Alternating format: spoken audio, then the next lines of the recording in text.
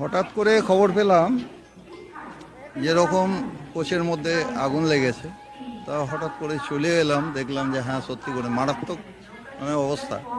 ঠিক আছে, এখন কি হবে না হবে সেটা তো দেখে পরিমরি করে চলেও তো এলাম, দিয়ে দেখলাম হ্যাঁ কঠিন অবস্থা।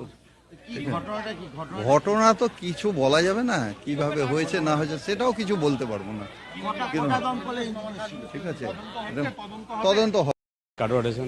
আপনি এসে কি দেখলেন? যে একটা কোচ রাখা আছে প্ল্যাটফর্মে, দেখছি আগুন লেগে পুড়ে পুরো কালো কালো দেখছি। আগে পুরো ছাই হয়ে গেছে। হ্যাঁ, ভিতরটা তো এখন ধোয়া যায়নি। আগে এখন সব তো ব্যাগ দিয়ে ঘেরা আছে, এখন তো কাউকে যেতে দিচ্ছে না।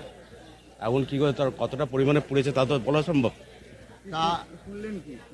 আমি তো কিছু শুনিনি, আমি এসে দেখছি। তা যদি মানুষ থাকতো তাহলে কি হতো?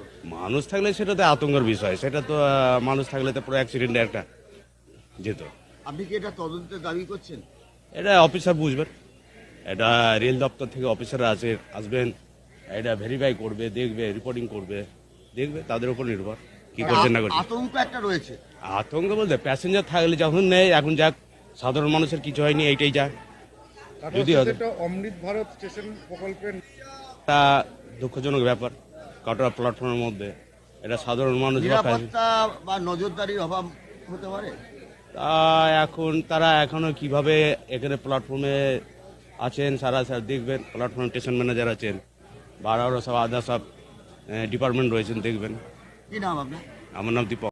বলছি, কাটোয়া স্টেশনে দেখলাম একটা দাঁড়িয়ে থাকা ট্রেনের মধ্যে আগুন লেগেছে। আপনি কতক্ষণ আগে এসেছিলেন, কি দেখলেন? আরে আমাদের দুর্ভোগ কথা বলতে, আমার ছেলে বিদেশ যাবে, তো অলরেডি তার ওখান থেকে 9টার পর ওখান থেকে বর্ডার পেরিয়ে যাবে, ও ঢাকা যাবে আজকে, ওখানে এমবিবিএস ফাইনাল ইয়ারের স্টুডেন্ট।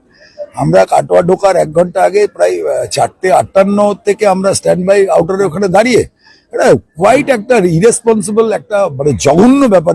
এরা রেল কি মনে করে বলে আগে রাজাটা জমিদারের ব্যাপার? এটা আপনি বলুন তো, বন্দে ভারত যাবে না অন্য কোনো ভারত যাবে এটা প্রশ্ন নয়, প্রশ্ন হচ্ছে যে সবার প্যাসেঞ্জারের মূল বিষয়টাকে তো লক্ষ্য করা উচিত। এখানে এসে আমরা কিছুই জানি না, কোনো ইন্টিমেশন নেই, কোনো অ্যানাউন্সমেন্ট নেই। আমরা ওখান থেকে 4:58 থেকে 5:40-42 লাস্টে 5:48 ওখান থেকে আউটার থেকে গাড়িটা কাটে ঢুকলো। আমরা ছুটতে ছুটতে এসেছি, 1টা মোড়ে এসে ভাবছি ওখান থেকে ট্রেন ছাড়বে, বলছে না সেটাও নেই।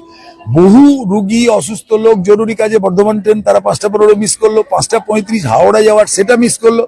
ফিরে এসে এখানে দেখছি একটা আলাদা করে বগি এখানে অনেকটা বার্ন অবস্থাতে আছে, সেটা দেখতে গিয়ে যখন পুলিশের গল্প হচ্ছে কি এরা নেভানোর কাজ চলছে না, পুরোপুরি নেভানোর প্রায় শেষের দিক, নেভানোর শেষে। আগুন লেগেছে এরকম কোনো অ্যানাউন্স কিচ্ছু নেই।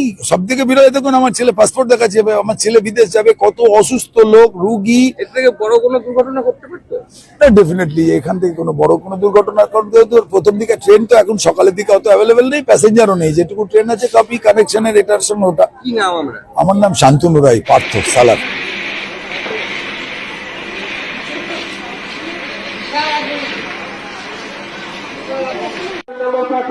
রণনীতি